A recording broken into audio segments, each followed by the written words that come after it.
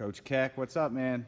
How's it going, Joe? Thanks for coming Good. in. Dude, I'm super pumped to be here. I was a little tired after work, and then I got in here. First folk style practice I've been to. A bunch of kids getting tougher. It was a lot of fun. Yeah, it's definitely energizing to be able to come in and see kids excited to work, and that's certainly what they were tonight. Yeah, good. I mean, there's a ton of kids in here. Tell me how's the program built and had numbers like this? It seems like lots of kids. You got boys, you got girls. Variety of skill levels. Yeah, well, one thing, even though we're here at Park Hill, we feed a number of different schools. So we have kids coming over here from all over the metro area, Missouri, Kansas, and, any and everybody's invited. So, we open the doors, have people come in. We allow, kids to come in and try it and see if they like it, drop-in fees, things like that. And, most of the people that come in enjoy what we're doing here and enjoy getting some good workouts with some good partners. Yeah, why is that the attitude? There's some schools that their feeder program would only be kids going into that high school program. Why do you have this model where anybody's welcome? I think it's just big picture looking. We want to grow the sport, number one. Number two, we want to include as many people as possible. So by doing that, we accomplish the goal with number one, growing the sport. And then also by bringing in as many different people as possible, then we really grow our program. And that allows more kids different opportunities, and for example, we have a wrestling combine that we started and we put together, and the goal there is if kids want to wrestle in college, we want to provide them opportunities, no matter if that's junior college, NAIA, Division II, Division III, or Division I. We want to create those opportunities, and so kind of having that idea of including everyone and trying to build from that. That's kind of what we've done here at Greater Heights, and that seemed to be effective. Yeah, that combine's September 28th, 29th one. Yes, it'll be the fourth year that we're doing that, and we invite coaches, like I said, from all divisions in. We have a boys division, girls division, and it's middle school through high school.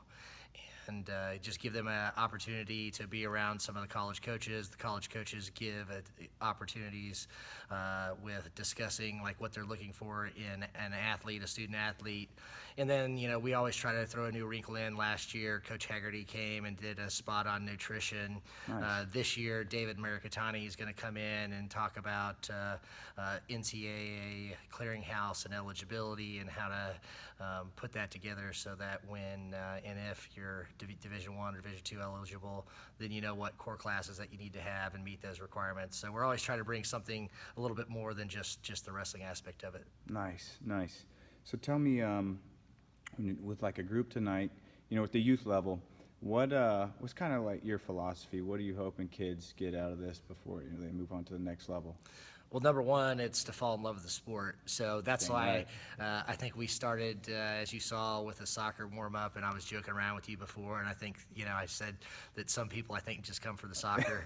So, it's to get them to fall in love with the sport. They come in, they get to play, burn off some steam, and it tends to get them more focused. So I think kind of the philosophy is fall in love with the sport, number one.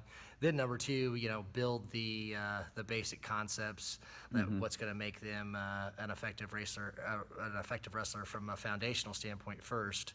Learning the 7 basic skills, that type of thing, and then building from there. Nice. The room was great. I saw what I liked was the kids all they're smiling, clearly having fun, but then also focusing, paying attention. The mats were all sweaty.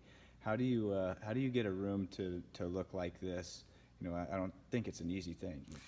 Well, number one, you have to have a certain amount of discipline. When kids come through the door, there's a certain expectation. So, and we try to draw a parallel to the classroom. When kids go in to learn, obviously there's rules in the classroom that promote kids to be focused and to pay attention and things like that. So we kind of try to take that classroom concept in here where, we have the soccer time, we have warm-ups, and then we're kind of joking around and having fun. But then when it's time for us to get to work, then, you got to have that switch where you get more focused, you get more disciplined, you pay attention.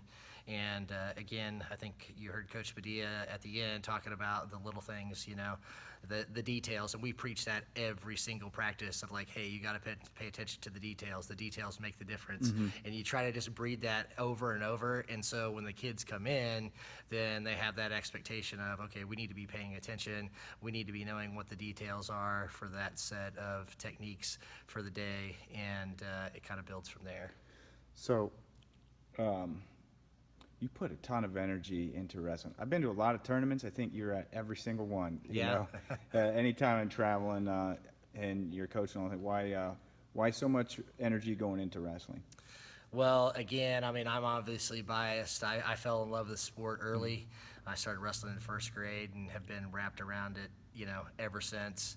So I think the passion just comes from, like you hear over and over, the parallel to life, and always having challenges in the way, learning how to overcome those, learning that it takes hard work, that nothing's ever given to you in life. And so those aspects of also learning respect and discipline and how to be a good person, again, if you can build that in the wrestling room, then hopefully that's who those individuals become. And then when they leave here and they're raising their families and raising their kids, then they have those same principles and characteristics. So that's kind of the big picture, is we're trying to build great individuals. And if you can start small with doing it in the wrestling room and then develop like a character of that's who they are, and then they believe that's who they are, and they live by those principles, then you're changing lives. So I think that's why I'm so passionate about it.